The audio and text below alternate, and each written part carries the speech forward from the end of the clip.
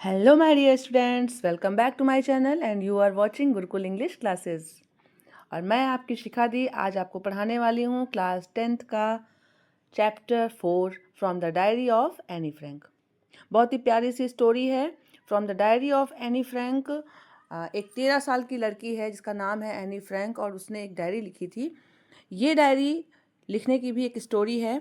ये 13 इयर्स की जो जूइश गर्ल यहूदी लड़की थी एनी फ्रैंक, ये अपने फ्रेंड्स और अपने फैमिली के साथ सेकेंड वर्ल्ड वॉर के समय जब जर्मनी ने नीदरलैंड पर हमला किया था उस समय ये एम्स्टर्डम में छुपी हुई थी और वहीं पर इसने अपने जन्मदिन के मात्र 8 दिनों बाद 20 जून 1942 को डायरी लिखना शुरू किया था।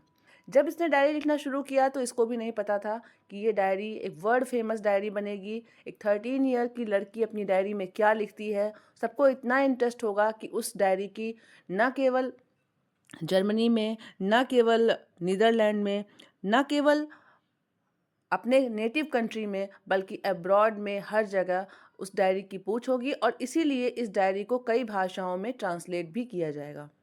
एनी फ्रैंक को नहीं पता था कि उसकी डायरी इतनी ज़्यादा फेमस होने वाली है, बट उसने डायरी लिखना इसलिए शुरू किया क्योंकि जब वो अपने फैमिली के साथ वहाँ छुपी हुई थी तो उसके पास कोई फ्रेंड नहीं था, वो बिल्कुल अकेली थी। वो बहुत ज़्यादा दिल से चाह रही थी कि काश कि उसका कोई फ्रेंड हो और वो अपने फ्रेंड के साथ अपनी बातें शेयर करे, बट उसका कोई फ्रेंड ना होने के कारण उसने डायरी को अपना फ्रेंड बनाया और इसलिए उसने अपनी डायरी का नाम भी रखा था। और ये बहुत इंपॉर्टेंट क्वेश्चन है, उसने अपनी डायरी का नाम रखा था किटी।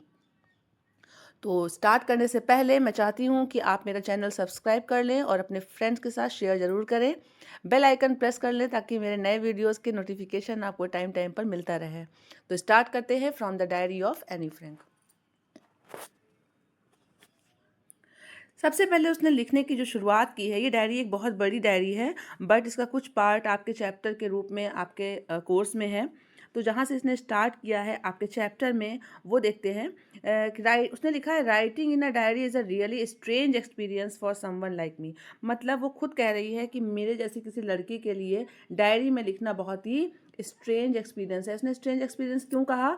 क्योंकि किसी भी 13 साल के बच्चे के लिए डायरी लिखना बहुत ही मुश्किल काम होता है, लेकिन क्योंकि वो चाहती थी कि वो अपनी बातों को अपने मन से निकाले और साथ ही साथ उसकी एक world famous line, paper has more patience than people.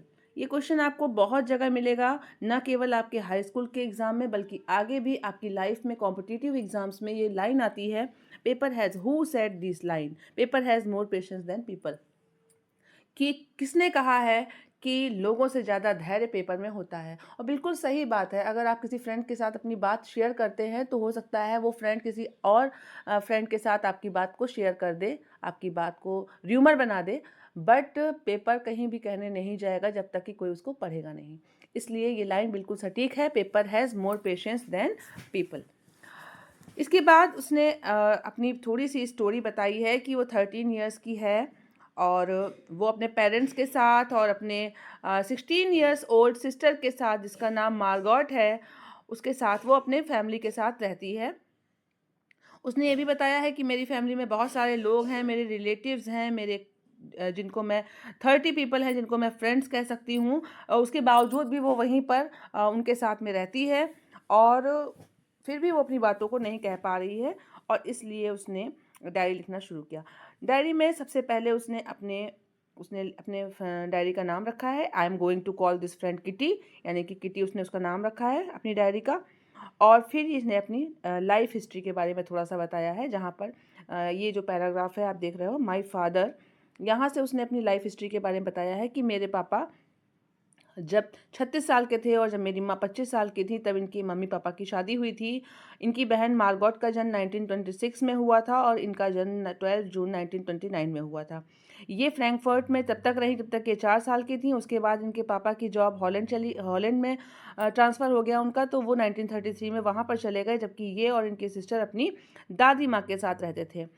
मार्गॉट को हॉलैंड में दिसंबर में भेजा गया और फरवरी में इनके फैमिली ने इनकी मार्गॉट को एनी फ्रैंक को एक बर्थडे गिफ्ट बनाकर मार्गॉट को प्रेजेंट किया। ये बहुत इंटरेस्टिंग सा थोड़ा सा ट्विस्ट है यहाँ पर कि ये लाइन आप देख लीजिए कि जब उसने लिखा है कि when I was plunked down on the table as a birthday present for my sister, मतलब इनको अपनी सिस्टर के लिए बर्थडे प्रेजेंट के रूप में वहाँ पर ले जाया गया। और जाना तो था ही, बट फैमिली ने चाहा कि थोड़ा सा ट्विस्ट हो जाए कहानी में, और इसलिए उन्होंने इसको एक बर्थडे प्रेजेंट की तरह पेश किया। है ना अच्छी सी बात। आगे बढ़ते हैं। आगे इन्होंने बताया है कि मैं जब 6 साल की थी तो मैं मॉन्टेसरी नर्सरी स्कूल में पढ़ती थी, और साथ ही साथ वहाँ पर इन्होंने अपनी एक टीचर का जिक्र किया है। आप लोगों को भी अपनी कोई टीचर बहुत ज़्यादा पसंद होंगी, जिनको आप बहुत ज़्यादा चाहते होंगे, बचपन की कोई टीचर या अभी भी कोई टीचर। वैसे ही एनी फ्रैंक ने बताया है कि in the 6th form my teacher was Mrs cuprous the head mistress. ये अपनी हेड मिस्ट्रेस क्यूप्रस को बहुत ज़्यादा पसंद करती थी, और इसलिए जब इनको उस स्कूल से निकलना पड़ा तो दोनों लोगों को बहुत दुख हुआ। 1941 में इनकी दादी माँ का ऑपरेशन हुआ, इसलिए इनके बर्थडे में कोई सेलिब्रेशन नहीं हुआ। 1942 में यानी 1 साल बाद दादी जी की डेथ हो गई, इसलिए भी इनका बर्थडे नहीं मनाया गया। उसके बाद बात आती है प्रेजेंट डे की, जब 20 जून 1942 में जब इन्होंने डायरी लिखना शुरू किया। 20 जून 1942 की इनकी फर्स्ट एंट्री है डायरी की, और इस डायरी में इस पेज में इन्होंने अपने क्लास का जिक्र किया है। इन्होंने लिखा है डियरेस्ट किटी। आप देख सकते हो कि अपनी डायरी को ये डियरेस्ट यानी कि सबसे अच्छी, सबसे पसंदीदा व्यक्ति के रूप में बता रही हैं। ये कहती हैं डियरेस्ट किटी, आज इनके क्लास में रिजल्ट अनाउंस होने वाला है, इसलिए पूरी क्लास काँप रही है। और सारे बच्चों में, जैसा कि आप जानते ही हो कि जब रिजल्ट निकलने वाला होता है तो बच्चे क्या करते हैं, तुम पास हो जाओगे, नहीं नहीं, वो देखना, वो जो डमी है ना क्लास में, वो तो बिल्कुल फेल होने वाला है इस बार, और उसको तो मैथ में फेल होना पड़ेगा, नहीं नहीं उसको तो साइंस में फेल होना पड़ेगा। अरे यार मुझे तो बहुत डर लग रहा है, मेरा तो कंप्यूटर का पेपर बिल्कुल नहीं अच्छा हुआ था। तुम्हारा कंप्यूटर का नहीं अच्छा हुआ था, मेरा तो ज्योग्राफी का नहीं अच्छा हुआ था। इस तरीके से बच्चे आपस में बात करते हैं। और यहाँ पर इन्होंने टीचर्स के लिए भी एक लाइन लिखी है कि teachers are the most unpredictable creatures in the world. यानी दुनिया में टीचर एक ऐसा प्राणी है जिसके बारे में कोई भविष्यवाणी नहीं कर सकता। इस तरीके से इन्होंने अपने क्लास के बारे में बताया, जहाँ पर ये बहुत सारे लोगों के साथ शर्त लगा रही थी, वो पास होने वाला है, वो फेल होने वाला है, इस तरीके की कुछ बातें हैं। इसके बाद इन्होंने अपने टीचर्स के साथ कैसे इनके रिलेशंस थे उसके बारे में बताया है।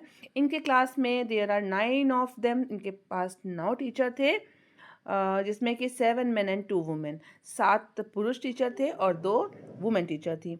Mister casing the old foggy who teach his math, जो इनको मैथ पढ़ाते थे वो इनसे ऐसे चिढ़े रहते थे जैसे कि वर्षों से इन लोगों की आपस में दुश्मनी हो।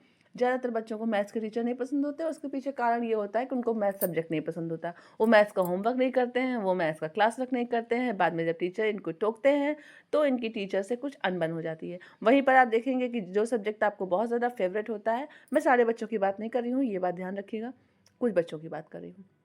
हर क्लास में कुछ बच्चों को कोई सब्जेक्ट, कुछ बच्चों को कोई सब्जेक्ट नहीं पसंद होता है, और वो उस सब्जेक्ट में उतना इंटरेस्ट लेके नहीं पढ़ते हैं, और यही कारण है कि शायद उस टीचर से भी उनकी नहीं उतनी अच्छी बॉन्डिंग नहीं हो पाती है। I M right? अगर मैं सही कह रही हूँ तो आप कमेंट में ज़रूर बताइएगा आपको कौन सा टीचर अच्छा लगता है और कौन सा सब्जेक्ट अच्छा लगता है। आगे बात करते हैं, तो बात करते हैं मिस्टर किसिंग की। मिस्टर किसिंग क्योंकि इनसे थोड़ा सा चिढ़े रहते थे, इसलिए इनको एक्स्ट्रा होमवर्क देते थे, और एक्स्ट्रा होमवर्क देने का भी मिस्टर किसिंग का तरीका बहुत ही यूनिक था। एज अ टीचर मुझे भी ये तरीका बहुत ज़्यादा पसंद आया, और मैं भी अपने बच्चों पे ट्राई करती हूँ। इनका तरीका था कि एक टॉपिक पे ऐसे लिख के लाओ, और ये इनका एक्स्ट्रा होमवर्क था। यानी जो बच्चा होमवर्क नहीं करता उसके लिए तो ये बहुत बड़ी पनिशमेंट हो जाएगी। और सब्जेक्ट भी कैसा दिया था इन्होंने दिया सब्जेक्ट था चैटर बॉक्स।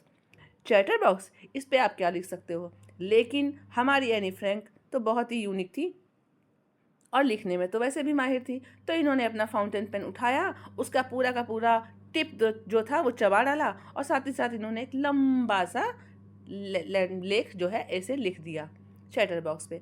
नेक्स्ट डे जब ये अपने टीचर को बताती हैं तो टीचर इनके देखते हैं पर हंसते नहीं हैं, और बस साथ ही साथ ये भी कहती हैं कि माई मदर टॉक्ड मच, मेरी माँ बहुत बात करती है, और इसलिए there is not much you can do about inherited traits. ये कहती हैं कि सारा का सारा खेल तो सर आनुवांशिकता का है, क्योंकि मेरी माँ बहुत बात करती है इसलिए मैं भी बहुत बात करती हूँ। खैर मिस्टर किसिंग को इनके आर्ग्यूमेंट्स पसंद आए, थोड़ा सा हंसे भी, लेकिन फिर इन्होंने एक दूसरा ऐसे दे दिया। और ये भी क्वेश्चन है कि फर्स्ट जो ऐसे दिया था वो था चैटर बॉक्स, सेकेंड जो ऐसे दिया था वो था एन इनकरेजिबल चैटर बॉक्स, यानी कि something that can not be, corrected, मतलब जो सही ना किया जा सके उसको बोलते हैं इनकरेजिबल। लास्ट में एक दिन और इन्होंने दिया quack quack quack said mistress chatterbox. इन्होंने थर्ड जो ऐसे दिया था उसका नाम था quack quack quack said mistress chatterbox. इस तरीके से 3 होमवर्क हो गए ना। पहला होमवर्क था चैटरबॉक्स, सेकंड होमवर्क था an incorrigible chatterbox and third homework था quack quack quack said mistress chatterbox.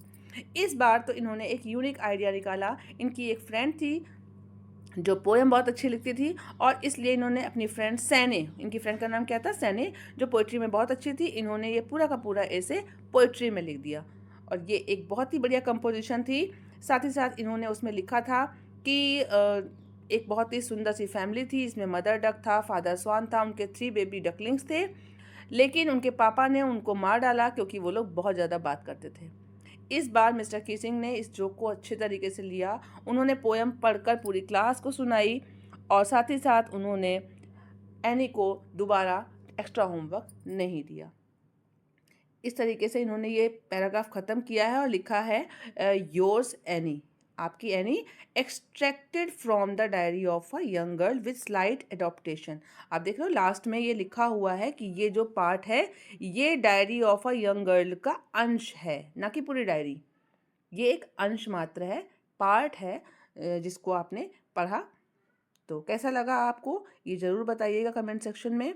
मिलते हैं नेक्स्ट वीडियो में, तब तक के लिए bye bye and thank you for watching.